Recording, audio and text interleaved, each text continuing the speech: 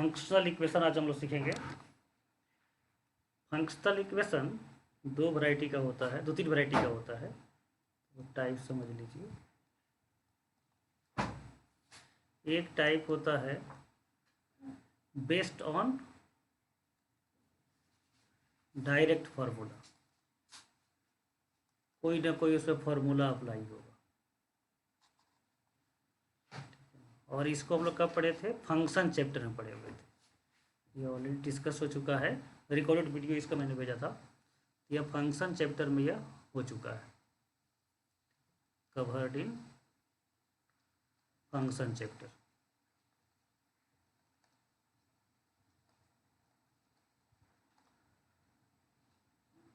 दूसरा एक टाइप होता है जिसमें सब्स्टिट्यूशन के आधार पर सॉल्व करते हैं, बेस्ड ऑन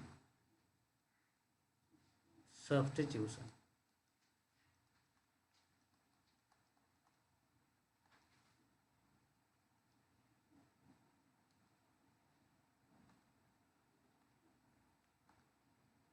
या रिप्लेसमेंट।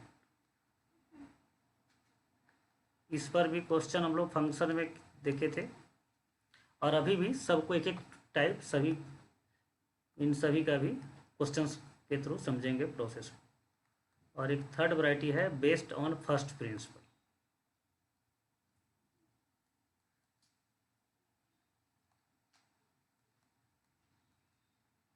Principle of differentiation. तो आज का मेन टॉपिक यही थर्ड पॉइंट है। याद है तुम लोग ये पढ़ा है? सबको देखा था वीडियो या? Yes sir. Based on direct formula, ठीक है। सब्स्टिट्यूशन का भी कुछ क्वेश्चन उसमें डिस्कस हुआ था, और आज भी हम लोग देखेंगे, लेकिन मेन हम लोग थर्ड पॉइंट कवर करेंगे। देखिए चल के देखते हैं। यह टाइप 1 दिया गया है, लेकिन हम लोग के नंबरिंग के अनुसार टाइप 2 हो जाएगा, based on substitution. Single argument. Argument का मतलब होता है इंडिपेंडेंट वेरिएबल। तो यहाँ पर एक्स जो इनपुट है, इनपुट को आर्गूमेंट बोलते हैं। तो यहाँ पर सिंगल वेरिएबल, एक ही आर्गूमेंट है एक्स, एक ही इनपुट है एक्स। अब इसको सॉल्व करना है तो इसमें रिप्लेस करेंगे। अब रिप्लेस करने के लिए कुछ रूल नहीं होता है। Based on substitution, based on replacement जो है, इसके लिए कोई फॉर्मूला नहीं है। क्वेश्चन के नेचर के अनुसार आपको एट वंस सोचना पड़ेगा। तो दो तीन एग्जाम्पल सॉल्व करने के बाद यह समझ में आ जाता है कि क्या रिप्लेस करना चाहिए। ये जो क्वेश्चन गिवन है f x plus 3 times f of 1 by x equal to 4x, इसको इक्वेशन 1 मान लिया। और फिर इसी फंक्शनल इक्वेशन में, अच्छा फंक्शनल इक्वेशन का मीनिंग क्या होगा, कोई बता सकता है क्या? बोलो बच्चे, फंक्शनल इक्वेशन का मतलब क्या होगा? कोई नहीं बोला। लोगरिथमिक इक्वेशन का मतलब क्या होगा? बोलो। लॉग इक्वेशन कोई कहीं पर है तो इसका क्या मीनिंग होगा? Equations involving log. Log. Simple चीज़ है। ट्रिगोनोमेट्रिक इक्वेशन का मतलब हो जाएगा equations involving trigonometric term, trigonometric function. तो फंक्शनल इक्वेशन का मीनिंग क्या होगा? इक्वेशंस इन्वॉल्विंग फंक्शन, ठीक है ना, उसको बोलेंगे फंक्शनल इक्वेशन। डिफरेंशियल इक्वेशन का मतलब क्या हो जाएगा? Differential equation. बोलो बच्चे, डिफरेंशियल इक्वेशन, या कैलकुलस का लास्ट चैप्टर है differential equation. Equations involving differentiation. उस तरह से इंटीग्रल इक्वेशन का मतलब हो जाएगा इक्वेशंस इन्वॉल्विंग इंटीग्रेशन। तो इंटीग्रेशन का नाम बहुत ही सिंपल तरीका से रखा जाता है। तो फंक्शनल इक्वेशन का मतलब हो गया फंक्शन या इक्वेशन इन्वॉल्विंग फंक्शन। जैसे कोई क्वेश्चन लिखा जाए कि f of x plus f of y equal to f of x into y, ये किसी न किसी फंक्शन का फॉर्मूला लिखा हुआ है, प्रॉपर्टी। जैसे लॉग पढ़े थे, मॉड पढ़े थे, एक्सपोनेंशियल, उसका फॉर्मूला लिखा गया है। बस उस लॉग है तो लॉग नहीं लिख कर एफ लिखा गया है, एक्सपोनेंशियल है तो एक्सपोनेंशियल फंक्शन नहीं लिख कर एफ लिखा हुआ है।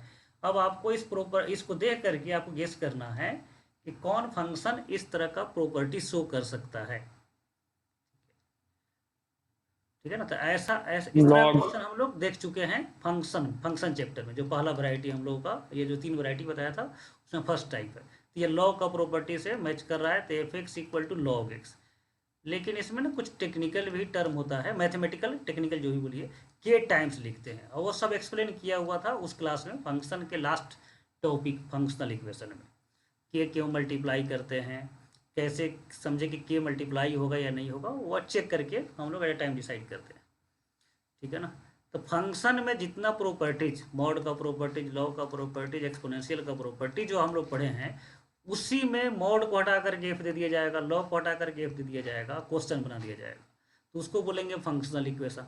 अब फंक्शनल इक्वेशन का जो सॉल्यूशन होगा, जैसे क्वाड्रेटिक को सॉल्व करते हैं तो रूट नंबर मिलता है, उसी तरह से जब फंक्शनल इक्वेशन को सॉल्व करेंगे तो इसका रूट फंक्शन मिलेगा, कोई कभी लॉग फंक्शन, कभी क्वाड्रेटिक फंक्शन, कभी रूट एक्स फंक्शन, ठीक है ना। तो फंक्शनल इक्वेशन बहुत ही एक इक्वेशन टर्म ही एक सिंपल तरीका से इसका नामकरण होता है, नेमिंग होता है, और इसका रूट निकालना भी, रूट का अर्थ क्या होगा वो भी सिंपल है। फंक्शनल इक्वेशन के रूट का मतलब है इसका सॉल्यूशन कोई नंबर नहीं आएगा, कोई फंक्शन आएगा। हाँ, नंबर हो सकता है, कांस्टेंट फंक्शन उसको बोलेंगे। ये समझ रहे हैं हम क्या बोलना चाह रहे हैं? बोलो बच्चे। Yes sir. Yes sir. तो वही हम लोग बोल रहे हैं, बेस्ड ऑन डायरेक्ट फार्मूला, वह कोई ना कोई फार्मूला फंक्शन के प्रॉपर्टीज का होगा, लेकिन वहाँ पर फंक्शन का नाम नहीं लिख करके एफ लिखा जाएगा, कोई सिंबॉलिक लेटर लिखा जाएगा, और आपको सोचना है कि वह किसके प्रॉपर्टीज से मैच कर रहा है, तो वहीं उसका सॉल्यूशन हो जाएगा, फिर जो भी वैल्यू कैलकुलेट करना है वह कैलकुलेट करेंगे। लेकिन यह कोई स्टैंडर्ड फंक्शन का प्रॉपर्टी या नहीं है, f x plus 3 times f of 1/x equal to 4x, तो इसको डायरेक्ट फार्मूला या डायरेक्ट प्रॉपर्टीज से सॉल्व नहीं कर सकते हैं, इसमें कुछ रिप्लेस करेंगे। तो रिप्लेस करने के लिए क्या करेंगे, एक्स के जगह पर 1/x रखेंगे, तो यह बन जाएगा एफ ऑफ 1/x पहला टर्म, या 3 टाइम्स एफ ऑफ एक्स, यह हो जाएगा 4/x। इसको थोड़ा सा हम लोग आमने सामने लिख देते हैं, सेकेंड टर्म को पहले लिख दिया 4/x, इसको इक्वेशन 2 मान लिया। अब इस दोनों इक्वेशन को एक साथ देखिए, हमको फाइंड एफ एक्स निकालना है, एफ एक्स यहाँ पर भी इन्वॉल्व है, एफ एक्स यहाँ पर भी इन्वॉल्व है, तो यह दिख जाएगा आपको similar to 2 equations in 2 variables. Simultaneous equations आप सॉल्व किए हैं 10th क्लास में in 2 variables, elimination method, substitution method, cross multiplication method. तो यहाँ पर हम लोग एलिमिनेशन मेथड यूज करेंगे। यहाँ पर एफ एक्स भी इन्वॉल्व है, एफ ऑफ 1/x इन्वॉल्व है, एफ ऑफ 1/x को कैंसिल करेंगे, तो 3 टाइम्स कोफिशियंट है, यहाँ पर 1 कोफिशियंट है, तो सेकेंड में 3 से मल्टीप्लाई कर देते हैं, यह हो जाएगा 9 times f of x plus 3 times f of 1/x equal to 12/x। इसको थर्ड मान लेते हैं, और फर्स्ट माइनस थर्ड कर दीजिए, तो first minus third minus first करते या ठीक है, फर्स्ट माइनस थर्ड, तो यह पहला सब्ट्रैक्ट टर्म हो जाएगा -8 एफ एक्स, सेकेंड टर्म तो कैंसिल हो जाएगा, और इधर हो जाएगा 4x माइनस 12/x, -8 से डिवाइड कर दो, तो एफ एक्स का वैल्यू मिल जाएगा -4x/8 प्लस 12/8x, कैंसिल करके इसको सिंप्लीफाई करके आंसर दे दीजिए। सबके समझ रहा है क्या सॉल्यूशन? Yes sir. ठीक है। और इस तरह क्वेश्चन जो है जनरली एग्जाम में आते हैं, जो एग्जाम के लिए आप तैयारी कर रहे हैं, IIT, AIEEE mains, West Bengal, ठीक है ना, बीट सेट।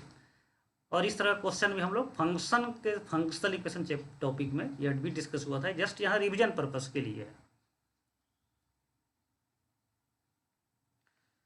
अब यहाँ पर भी है f of tan of theta equal to 2 times f of cot of theta equal to cos square theta, find f of x. तो इसको भी हम लोग रिप्लेसमेंट के हेल्प से सॉल्व करेंगे। अब इसमें देखिए रिप्लेस किस आधार पर किया गया है, एक्स के जगह पर 1/x इस तरह से रखा गया है कि इस दोनों एफ का आर्गूमेंट मतलब इनपुट इंटरचेंज हो गया है, इंटरचेंज होने से 2 इक्वेशन बन गया, और साइमल्टेनियसली दो इक्वेशन को जैसे सॉल्व करते हैं वैसे सॉल्व कर देना है। तो यहाँ पर भी किस तरह का हम सब्स्टिट्यूशन करें कि दोनों एफ का इनपुट एक दूसरे में रिप्लेस हो जाए, सोच के बोलो तुम लोग।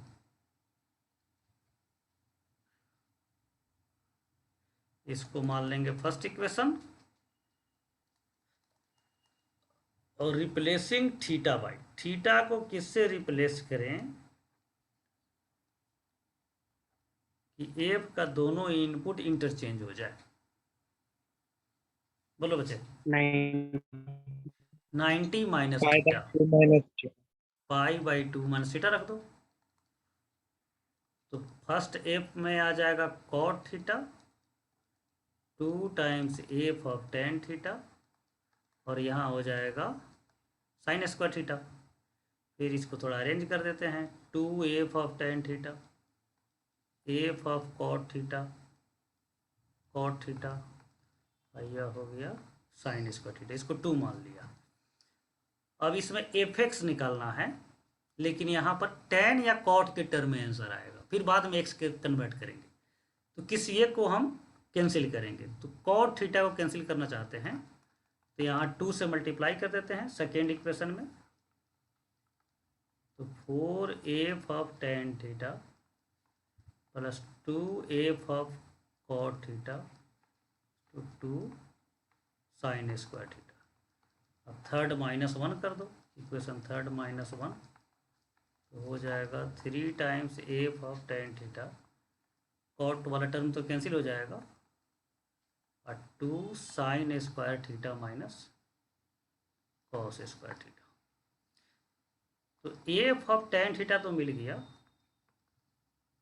2 sine square theta minus cos square theta by 3। ठीक है बच्चों, tan theta f of tan theta मिल गया, लेकिन हमको एफ ऑफ एक्स निकालना है। तो एफ एक्स निकालने के लिए क्या करेंगे ना, इसके जगह पर टी मान लेंगे या एक्स मान लेंगे, और फिर इधर इनवर्स के टर्म में लिख देंगे। तो टेन थीटा को एक्स मानेंगे, यदि टेन थीटा को आप एक्स एज्यूम करते हैं तो theta equal to tan inverse x लिखना पड़ेगा। ठीक है, लेकिन इधर टेन के टर्म में नहीं है फंक्शन, साइन स्क्वायर इधर कॉस स्क्वायर है। तो पहले ऐसे ट्रेंगल बना करके हम साइन और कॉस का भी वैल्यू निकाल सकते हैं। यदि टेन थीटा का वैल्यू पता है तो इजियर तरीका से ऐसा करते हैं, ट्रेंगल ही बना लेते हैं, ज़्यादा अच्छा रहेगा। या कॉस स्क्वायर थीटा से कॉमन करते तो टेन और सेक में कन्वर्ट हो जाता, अब बिना ट्रेंगल से ही बना सकते हैं। तो थोड़ा स्टैंडर्ड तरीका ही यूज करते हैं, अब ट्रेंगल नहीं बनाते हैं। एफ ऑफ टेन थीटा इधर कॉस स्क्वायर थीटा से को कॉमन किया तो 2 टेन स्क्वायर थीटा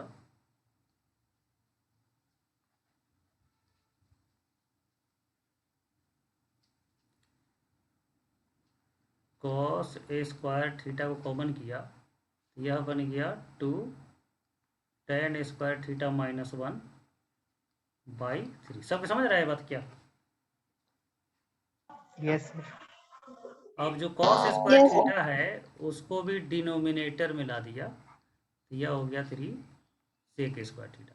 अब टेन थीटा की जगह पर एक्स रख दिया, तो f of x equal to 2x square minus 1 और 3 सेक स्क्वायर थीटा को लिख सकते हैं 1 प्लस टेन स्क्वायर थीटा, तो 1 प्लस एक्स स्क्वायर, तो ये आंसर हो जाएगा। तो एफ ऑफ टेन थीटा के टर्म में भी आंसर यदि दिया रहता तो यह आंसर देते, एफ एक्स के टर्म में दिया जाएगा तो टेन थीटा की जगह पर सिंपली एक्स रख देना है।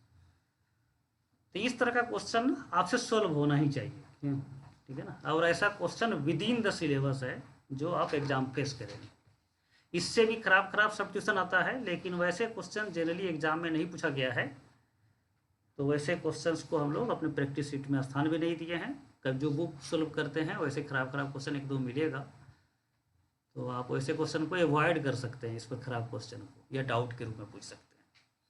अब नेक्स्ट टाइप है मल्टीपल आर्गुमेंट्स। सेम वैरायटी का क्वेश्चन है, लेकिन इसमें अब डबल वेरिएबल हो गया या 2 से ज़्यादा वेरिएबल हो सकता है। तो इसको सॉल्व भी हम लोग इजीली कर सकते हैं, लेकिन इसके लिए कोई फिक्स रूल नहीं है, आपको एट द टाइम डिसाइड करना पड़ेगा। तो यहाँ पर जैसे है ना, एक्स भी है वाई भी है, वाई को हम हटा देते हैं, एफ एक्स का वैल्यू मिल जाएगा। तो इसके लिए कुछ हीट एंड ट्रायल करना पड़ता है। एक्स और वाई दोनों का वैल्यू 0 रख दिए। अब ये रहा कि हम देख रहे हैं, हो सकता है 1-2 बार इसको फिर गलत हो जाती है, डिलीट करके फिर दूसरा ट्राई करना पड़ेगा। तो एफ ऑफ 0 इधर भी हो गया एफ ऑफ 0 और यह 0। तो देखो यह कैंसिल हो गया, 0 = 0, तो कोई फ़ायदा नहीं हुआ, गलत नहीं आया। यह इक्वेशन सही है, किसी भी नंबर के लिए सेटिस्फाई करेगा, LHS = RHS। तो वैल्यू तो सही आया, लेकिन कुछ उससे वैल्यू नहीं निकल पा रहा है जो हमको fx की तरफ ले जाए। सबको समझ रहा है क्या? Yes sir. ठीक है ना? Yes, sir. तो फिर अदर अब ट्राई करना पड़ेगा, अदर अटेम्प्ट करना पड़ेगा। तो क्या किया जाए, यहाँ पर y की जगह पर यदि -x रख दे तो f ऑफ 0 हो जाएगा। f ऑफ 0 मिल नहीं पा रहा है। y के जगह पर यदि 0 रख दे, y के जगह पर यदि सिंगल 0 रख दे तब भी शायद कोई फ़ायदा नहीं हो रहा है ना। इधर fx और इधर y 0 रखेंगे तो इधर fx, तो अभी भी इक्वल आ रहा है दोनों तरफ, लेकिन fx का वैल्यू फाइनली नहीं मिला, या कोई इक्वेशन नहीं मिला जिसको हम फर्दर सॉल्व करके fx निकाल सके। तो इस तरह आपको जो है ना हीट एंड ट्रायल से इसमें ट्राई करना पड़ेगा। y के जगह पर यदि -x रख दें तो y = -x, तो यह हो जाएगा f of 0 f of x। y के जगह पर रखे हैं -x, y के जगह पर -x + 2x। तो देखिए इसमें अब fx केवल दिख रहा है, तो इससे हम fx का वैल्यू तक पहुंच सकते हैं। f of 0 f of x, अब यह कितना हो जाएगा, माइनस यह हो गया 2x - x x -x²। तो fx = यह लिख सकते हैं x² + f ऑफ 0। ठीक है, अब f0 का वैल्यू निकालने का कोई तरीका यहाँ पर है या नहीं? यदि नहीं होगा तो f0 के टर्म में ही आंसर दे देंगे, या ऑप्शन जब पता रहेगा ना, ऑप्शन जब दिखा रहेगा कि f ऑफ 0 के टर्म में है, तो यह हमारे लिए कन्वीनियंट हो जाएगा सोचना कि f0 के टर्म में आंसर छोड़ सकते हैं। या f0 के टर्म में नहीं है तो हम f0 का वैल्यू निकालने के डायरेक्शन में सोचेंगे। तो अभी तो f0 के टर्म में आंसर आ रहा है, तो हमारे पास 2 चॉइस अभी भी दिख रहा है कि f0 के टर्म में ही आंसर छोड़ दे या f0 का वैल्यू निकालने का प्रयास करें। तो बहुत बार फंक्शनल इक्वेशन हेल्प करता है f0 का वैल्यू निकालने में, बहुत बार हेल्प नहीं करता है। जब हेल्प नहीं करेगा फंक्शनल इक्वेशन तो f0 के टर्म में आंसर छोड़ देंगे, हेल्प करेगा तो f0 के टर्म में नहीं छोड़ेंगे, उसका वैल्यू निकालेंगे। लेकिन हम लोग पहले ही देख चुके थे 0 रख करके कुछ फ़ायदा नहीं मिल रहा था, तो हमको नहीं दिख रहा है इसमें कि f ऑफ 0 का वैल्यू मिल पाए, नहीं दिख रहा है। ठीक है, तो f0 के टर्म में ही आंसर छोड़ देते हैं, या आप f0 कोई ना कोई कांस्टेंट नंबर होगा तो उसको k मान करके हम आंसर दे सकते हैं। तो fx = x² + k। और ऐसे क्वेश्चन में जब ऑप्शन दिया रहता है तो ज़्यादा हेल्पफुल होता है। तो एक बार चेक कर लेते हैं आंसर क्या है इसका। तो देखिए x² + k है, तो k मान लिया गया है f ऑफ 0 के टर्म। बहुत बार क्वेश्चन देने वाला भी f ऑफ 0 = 5 लिख देता है। मान लो यहाँ पर f0 का वैल्यू इसी से निकल जाता तो इसको देने की जरूरत नहीं है। तो बहुत बार दिया रहता है तो 5 यूज कर सकते हैं, नहीं दिया गया है तो उसको k मान करके k के टर्म में आंसर छोड़ सकते हैं। और आपको तो ऑब्जेक्टिव एग्जाम देना है तो ऑप्शन आपके पास रहेगा, उससे काफ़ी कुछ हेल्प मिल जाएगा कि किसके टर्म में आंसर ले जाना है। ठीक है, बोलो बच्चे। सर हाँ बोलो। सर वो सर डिसाइड कैसे करते हैं सर कि हम लोग क्या लेना है सर, अच्छा -x देखो, या जैसे फिर यह जो है, यह तुम अभी देखा ना कि हम पहला ट्राई क्या किए थे, 2 ट्राई मेरा फेल किया। तो यह ऐसे ही सोचना है आपको। वहीं जैसे देखते हैं ना कि x और y दोनों 0 रख देते हैं। ठीक है, या मान लो f ऑफ 1 का वैल्यू, बहुत बार आगे क्वेश्चन मिलेगा f ऑफ 1 का वैल्यू दिया रहेगा क्वेश्चन में ही, तो हमको यह एक दिखेगा कि 1 यूज करना है। तो क्या करते, x के जगह पर 0, y के जगह पर 1 रख के आगे बढ़ते हैं। ठीक है ना, कभी कभी y के जगह पर x रख देते हैं, कभी कभी y के जगह पर 0 रखेंगे और x को एज इट इज रख देंगे। तो हम 0 के आसपास ही जाना चाह रहे थे, मतलब यहाँ पर 2 वेरिएबल था ना, उसको रिड्यूस करना चाह रहे थे एक वेरिएबल में। तो y के जगह पर -x रखने पर क्या हो गया, ये 0 हो गया।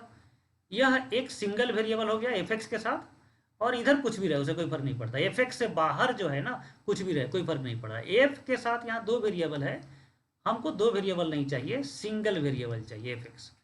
तो वाई के जगह पर माइनस एक्स रखने से कांस्टेंट बन गया और यह एक्स एज इट इज रह गया, तो सिंगल वेरिएबल में कन्वर्ट हो गया। इस तरह से सोचा गया है इस सॉल्यूशन में, ठीक है ना। बोलो, ठीक है। और इसके लिए दो चार क्वेश्चन प्रैक्टिस करके ही आपको देखना होगा। बोलो बच्चे, समझ गए सर। Yes sir. ठीक है ना। हाँ, तो ऐसे ही सोचना ही है इसमें, इसके लिए कोई सर हार्ड फास्ट रूल नहीं है, कोई डिफिकल्ट चीज भी नहीं है। हाँ बोलो बच्चे। सर बोल रहे जैसे अगर क्वेश्चन बनाया और उसमें एफ ऑफ जीरो का वैल्यू भी नहीं दिया और के के टर्म्स में आंसर भी नहीं है, तो सर उस टाइम फिर क्या तो करेंगे? फिर क्वेश्चन ही गलत हो जाएगा ना, फिर क्वेश्चन इनकम्प्लीट हो जाएगा। तो क्वेश्चन देने वाला वो सब चेक करके देगा, ठीक है। Yes sir.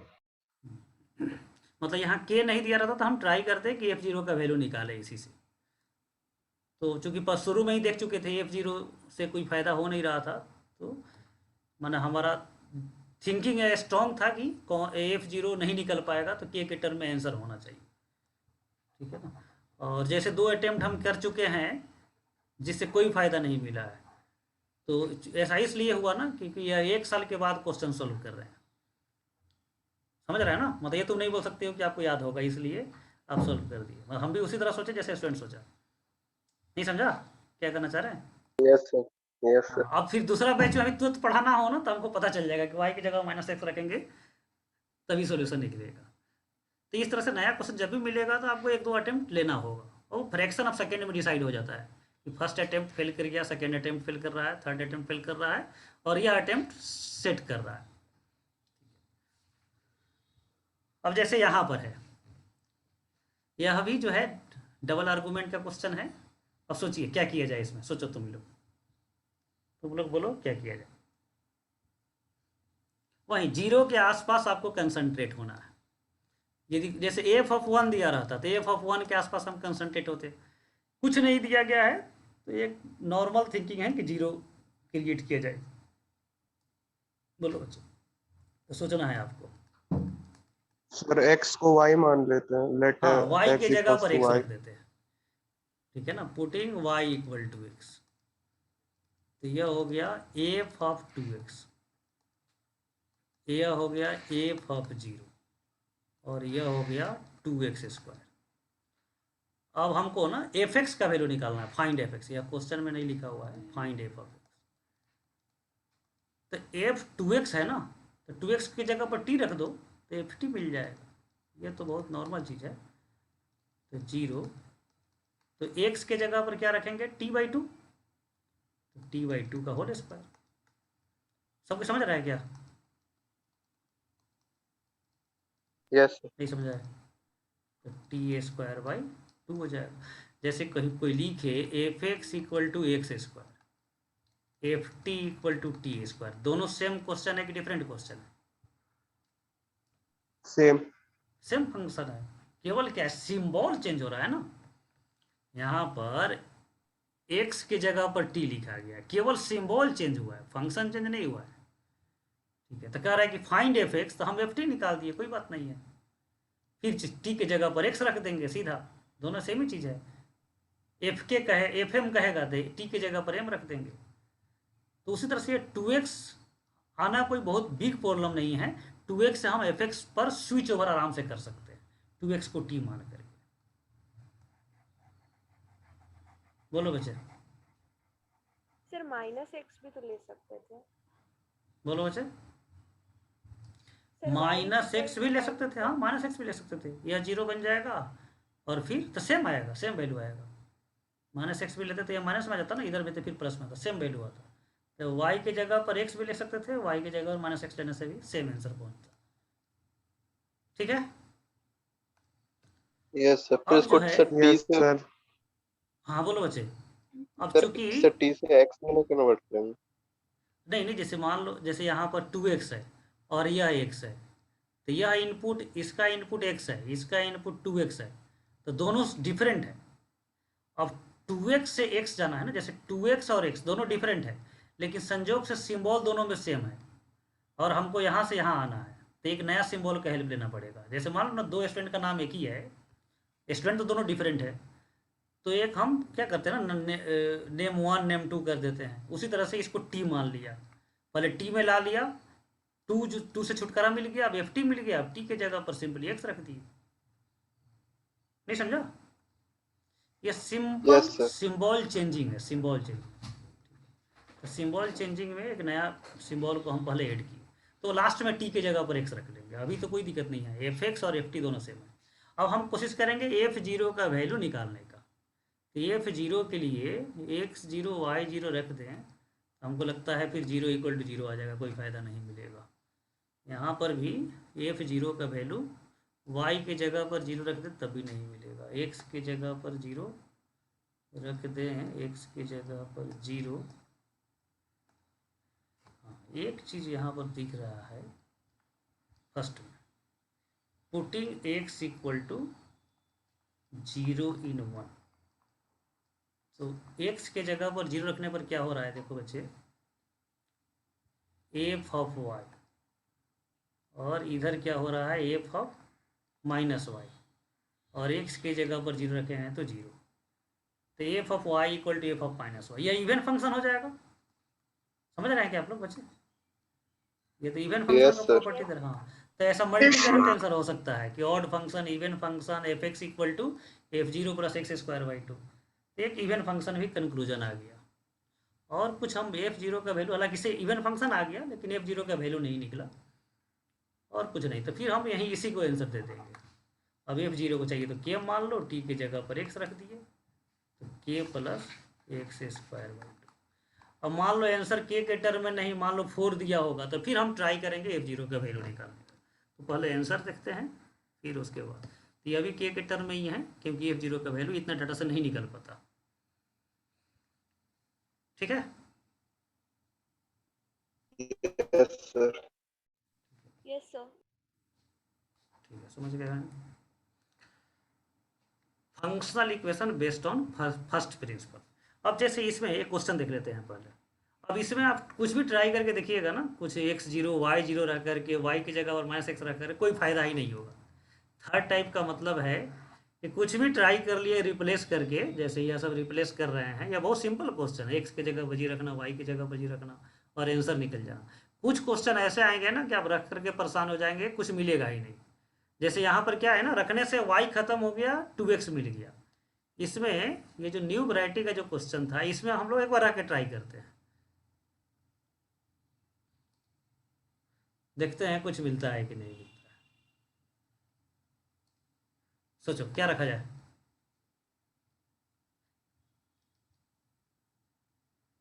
बोलो बच्चे। y के जगह पर माइनस एक्स रखते हैं, तो f of zero, F of x, यहाँ पर हो जाएगा माइनस एक्स, और यह हो जाएगा माइनस 2x स्क्वायर। तो यहाँ पर देखिए एफ एक्स भी रह रहा है, एफ ऑफ माइनस एक्स भी रह रहा है, अभी भी एफ डबल हो गया, वेरिएबल है दोनों। एफ जीरो को तो हम के से हम एडजस्ट कर सकते हैं। तो ऐसे क्वेश्चन जिसमें इस तरह के वैल्यू रिप्लेसिंग से, वैल्यू पुटिंग से नहीं सॉल्व हो पाए, तो उसको सॉल्व करना है फर्स्ट प्रिंसिपल से, डिफरेंशिएशन के फर्स्ट प्रिंसिपल से। तो उस मेथड को पहले समझेंगे।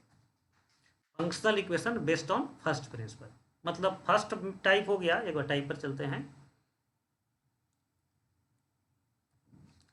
फर्स्ट टाइप हो गया बेस्ड ऑन डायरेक्ट फार्मूला, वो फंक्शन वालों पढ़ चुके हैं। बेस्ड ऑन सब्स्टिट्यूशन और रिप्लेसमेंट, जो अभी 2-3 एग्जाम्पल देखे, और ऐसे क्वेश्चन हम लोग फंक्शन वाले चैप्टर में भी इसको किए थे।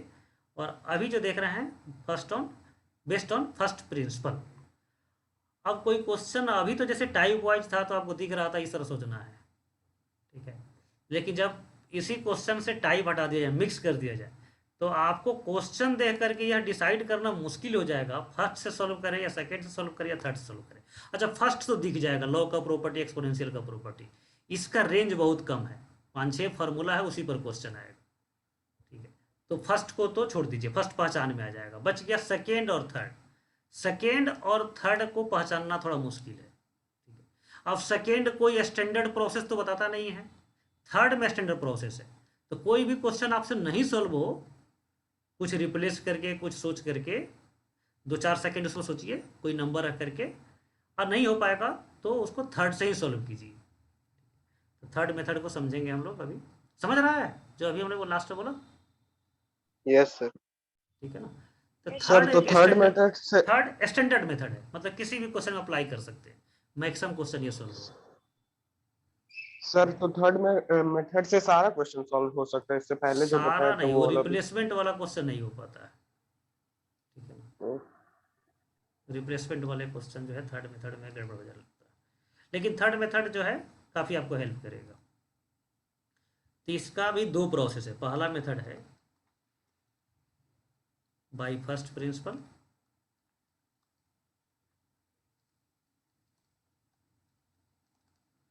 तो क्वेश्चन कुछ भी दिया रहे, सबसे पहले हम लोग लिखेंगे f dash x equals to limit h tends to 0 f of x plus h minus f of x by H.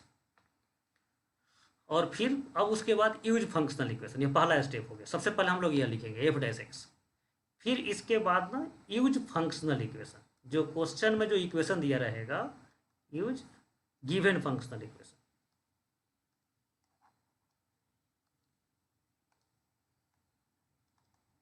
Given functional equation. जैसे यहाँ पर एग्जांपल समझते हैं। जैसे यहाँ पर जब लिखेंगे आप first step f dash x limit h tends to 0 f of x plus h minus f of x by h, तो इसके बाद आपको फंक्शनल इक्वेशन यूज करना है, या फंक्शनल इक्वेशन। तो एफ एक्स प्लस वाई के जगह पर यह लिख सकते हैं, तो वाई को एच मान लेते हैं, तो एफ एक्स प्लस एच को हम ब्रेक कर सकते हैं, तो यह आ जाएगा F of x plus f of H plus 2 XY, F x plus H की जगह पर, वाई की जगह पर H, minus f of x by H. बोलो सबके समझा क्या?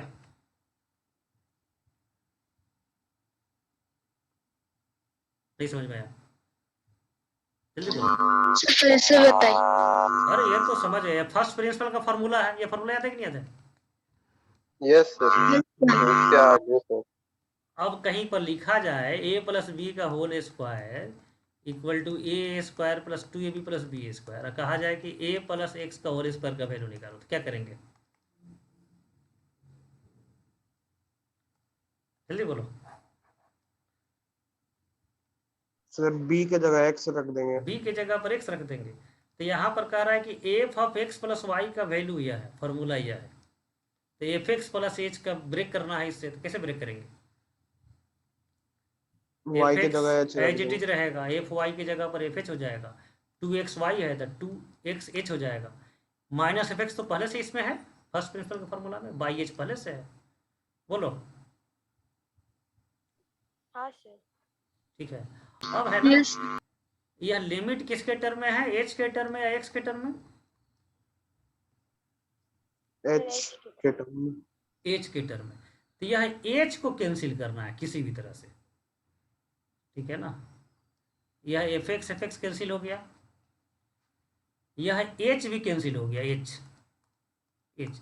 तो जो एच से छुटकारा हो जाए, मतलब उतना ही सॉल्यूशन आगे बढ़ गया। एफ एच बाई एच हो गया और 2x हो गया। अब 2x से कोई समस्या नहीं, एच कैंसिल हो गया, मतलब यह टर्म अब सिंप्लीफाइड हो गया। अब बच गया यह, अब इसको लिमिट निकालने का प्रयास करना है आपको। अब यह तो एल हॉस्पिटल यूज करके कीजिए, यहाँ पर थोड़ा सा कॉम्प्लिकेटेड होता है। तो अभी तो ये सिंपल दिख रहा है, एल हॉस्पिटल यूज करेंगे इसका लिमिट निकल जाएगा, ठीक है। और सब्जेक्टिव क्वेश्चन हो, जैसे मान लो ISI का एग्जाम यदि देना चाहते हैं, वहाँ पर सब्जेक्टिव क्वेश्चन है, तो वहाँ एल हॉस्पिटल भी यूज नहीं कर सकते हो। एल हॉस्पिटल यूज करोगे पूरा 0 मार्क्स दे देगा, क्योंकि सब्जेक्टिव क्वेश्चन में एल हॉस्पिटल एक्सपेंशन अलाउड नहीं होता है, ठीक है ना। जब तक पावर बैलेंसिंग वाला कोई दिक्कत नहीं हो तब तक, या क्वेश्चन खुद वहाँ नहीं लिखा जाए कि you can use L hospital, तो यहाँ पर एल हॉस्पिटल यूज नहीं कर सकते। तो एल हॉस्पिटल यदि यूज नहीं करना है तो एक और सेटिंग करना पड़ता है, रिप्लेस करके। तो वह एग्जाम्पल जब पूरा कंप्लीट जब इसको सॉल्व करेंगे तो वह सब डिफिकल्टी समझेंगे। अभी तो मेन स्टेप समझे, तो पहला स्टेप है कि फर्स्ट एफ डैश एक्स लिखो, दूसरा स्टेप है जो फंक्शनल इक्वेशन का फॉर्मूला है वो फंक्शनल इक्वेशन का फॉर्मूला यूज करो, और तीसरा स्टेप है, ठीक है ना, कि जितना एच से टर्म को आप बाहर कर सकते हैं उतना बाहर कीजिए, ठीक है ना। और तो हम तो उसको आपकी उसको जो है स्टेप में पूरा डिटेल में नहीं लिखेंगे, उसके लिए हम उसके बाद हम लिखेंगे ट्राई टू फाइंड लिमिट, और लिमिट निकल जाएगा उसके बाद इंटीग्रेशन करना पड़ेगा, ट्राई टू फाइंड लिमिट, उससे बाद आपको मिलेगा गेट डिफरेंशियल इक्वेशन, मतलब एफ डैश एक्स में एक इक्वेशन मिल जाएगा, ठीक है ना, get equation involving f dash x equation involving मिल जाएगा, उसके बाद में इंटीग्रेट कर दो तो एफ एक्स मिल जाएगा, गेट एफ एक्स। समझ में तो नहीं आया होगा पूरा स्टेप ये सब? सर सेकंड स्टेप क्या लिखा नहीं समझ रहा। सेकेंड स्टेप तो वही लिखे ना कि जो फंक्शनल, एक तो तुम फर्स्ट प्रिंसिपल लिखोगे, देखो यहाँ पर limit h tends to 0 f dash x equals to लिखोगे limit h tends to 0 f of x plus h minus f of x by h. यह किसी भी क्वेश्चन का पहला स्टेप है, कोई भी क्वेश्चन पूछेगा पहले यह लिखेंगे। उसके बाद सेकेंड स्टेप है कि इस फंक्शनल इक्वेशन को यूज करके अब इसको सिंप्लीफाई करो, तो एफ एक्स प्लस वाई की जगह पर अब इसका यूज करते हुए लिख देंगे F x plus f of H plus 2xh minus f of x by H.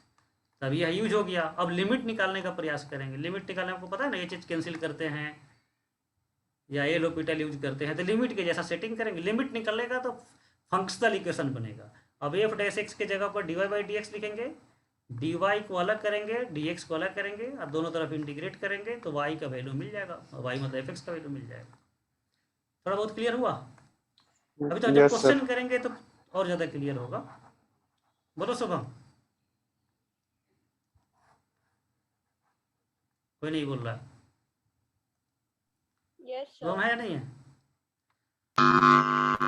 लेकिन इससे घबराने की जरूरत नहीं है, क्योंकि हम क्या है ना, आपको हमको कंप्लीट मैथ सिखाना है। ये कंप्लीट सिखा रहे हैं आप, ठीक है। लेकिन ये देखो यहाँ पर नाम क्या है, यहाँ पर क्या लिखा हुआ है, जल्दी बोलो। मेथड 1। मेथड 1, इसका मतलब और मेथड है, तो और मेथड बहुत ही ईजियर मेथड है। शुभम बाहर चला गया था, ठीक है। समझ गया या नहीं समझा सब?